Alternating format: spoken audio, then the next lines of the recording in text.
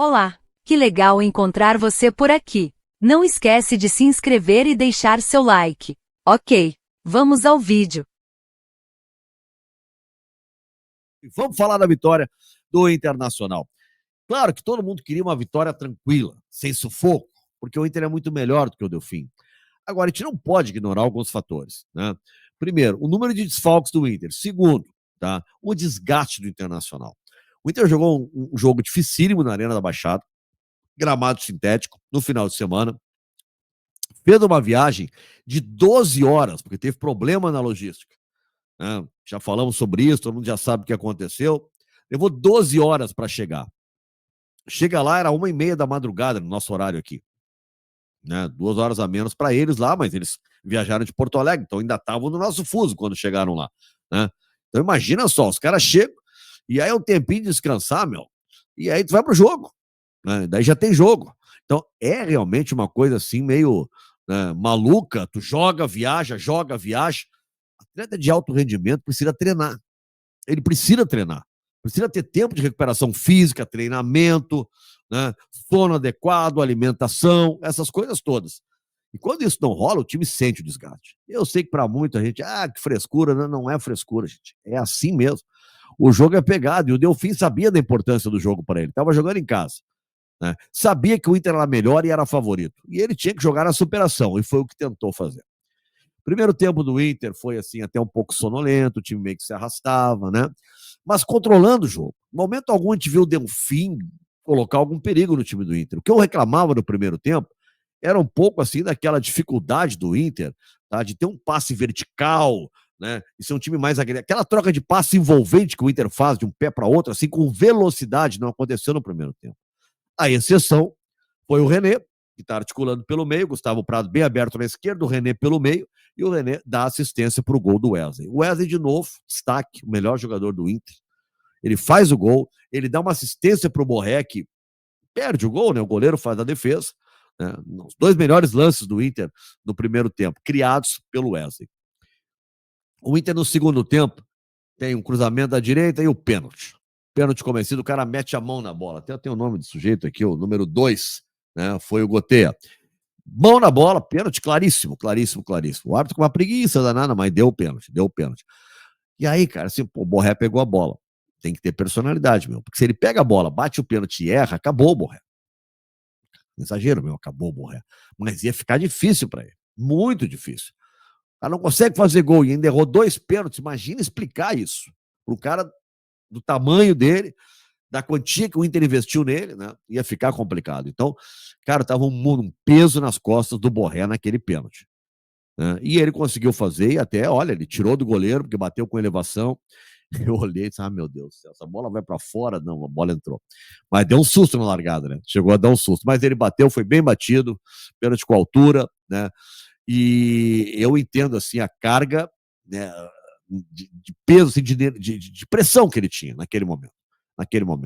Porque ele não está conseguindo fazer gol, está sendo cobrado, já perdeu o pênalti. Imagina se ele perde o segundo e continua com 0 gol no Inter. Imagina só. Então, né, méritos também para o Borré, que teve a personalidade de pegar a bola e bater aquele pênalti. Então, nasceu o primeiro gol de Rafael Borré com a camisa do Internacional. Eu só ouvi um trecho da entrevista do Cudê, né, porque estava muito tarde, né, eu vou ouvir depois, com um pouco mais de calma, tinha que gravar o vídeo, então não ouvi tudo, mas na abertura da entrevista, o Cudê falou muito mal do gramado, disse que o gramado, a gente vendo pela televisão, ele até dizia, olha, o pessoal olhando lá de cima, pela televisão, pode achar que estava bom. Não, é um gramado pintado de verde, mas a grama era muito ruim para quem estava ali, né, e ele falou sobre isso, que o time teve dificuldades com isso, né, comparou alguns jogos do Gauchão, ele disse, olha, parecia um jogo do Gauchão, pela qualidade. Confesso que olhando pela TV não me pareceu tudo isso, mas o cara tá ali do lado, reclamou e eu tô aqui passando para vocês. Mas assim, ó, eu acho o JP na transmissão, o JP Guzmão até me perguntava, né? Cara, mas precisa terminar o jogo com uma linha de 5, mais 4 na frente, todo mundo se defendendo contra o Delfim? Em tese, não. Em tese, não. O Inter, na normalidade, deveria atropelar o Delfim. Bom, mas aí o treinador tá olhando o jogo, ele tá vendo que isso não tá acontecendo. E chegou uma hora, clara, assim, ó, visivelmente o time do Inter cansou. Cansou e não é problema de preparo físico, é o desgaste da maratona mesmo. É desgaste. Né? O time cansou. E aí o Cudê foi pragmático. Olha, não tá dando. O Inter fez 2-0. Esse gol do que eu falei do Borré de pênalti. Pô, agora vai. E aí o Inter, 1 minuto depois, toma o gol. Não é uma bobeira, né? Uma bola cruzada. O Wesley divide de cabeça com o sujeito, ela cai. O cara na entrada da área, naquele momento tinha que estar o Thiago Maia ou o Bruno Henrique ali. O Bruno Henrique aparece na imagem chegando atrasado. E o cara sozinho chuta.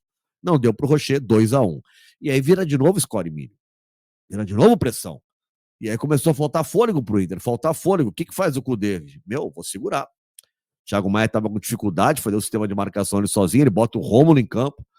Aí depois ele ainda. Primeiro ele botou o Luca, né? Botou o Luca no jogo e tirou o Gustavo Prato, que não estava bem no segundo tempo. Não foi um bom jogo do Gustavo Prato. Né? Mas é garoto, oscila, joga muita bola, né? E vai ter outras oportunidades. Mas ele bota o Luca no jogo. Aliás, o Luca faz uma jogada, rapaz. Quando o jogo tá quase terminando, da esquerda para o meio, chuta, o goleiro chega a desviar, ela toca no travessão. Por detalhe, ele não faz o gol. Por detalhe, ele não faz o gol. Baita numa jogada do Luca, de novo entrando bem num jogo importante. E o Cudê começa a proteger, aí depois ele ainda tira o Maurício, coloca o Igor Gomes, faz uma linha de 5, 3 zagueiros. A linha de 5 tinha Hugo Malo, daí da direita para a esquerda, Hugo Malo, Igor Gomes, Vitão, Robert Renan e René. Aí na linha de 4 na frente, botou o Bustos à frente do Hugo Malo, né? Bustos, Rômulo, Thiago Maia, e lá na esquerda estava o Wesley e o Borré mais adiantado. Assim terminou o Inter. Porque os caras estavam metendo bola direto, ó, chuveirinho, chuveirinho, chuveirinho. Bom, ele botou a altura, 3 zagueiros para garantir o resultado. Foi no sufoco o final. Não é que os caras tinham pressionado, o Rocher fazendo milagre, não. Mas os caras tinham uma posse de bola, estavam atacando. Né? Então tu fica um pouco, né, nervoso. Pô, será que os caras vão fazer o gol? Não, o Inter adorava, às vezes, tomar esses gols no finalzinho. Mas não, o Inter conseguiu administrar, né? E os problemas todos que a gente teve, eu repito, o Inter não fez uma boa atuação em relação ao Inter.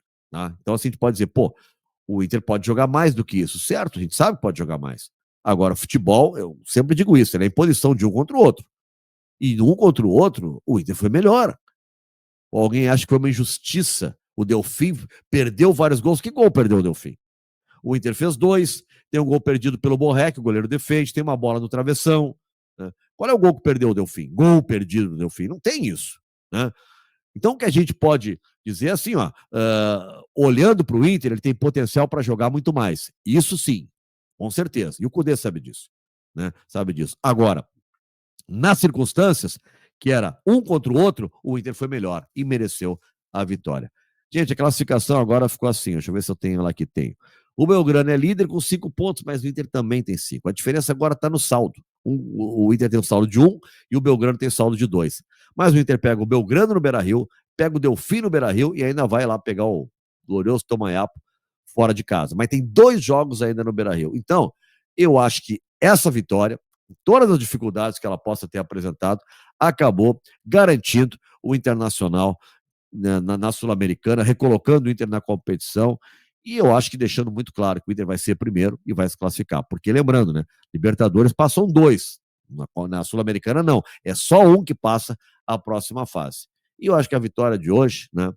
O Inter consegue, né, tranquilamente, depois, com 2 jogos no Beira-Rio e mais um jogo fora, garantir a sua classificação. Agora é pensar no Atlético Goianiense, recuperar os jogadores que vão estar viajando.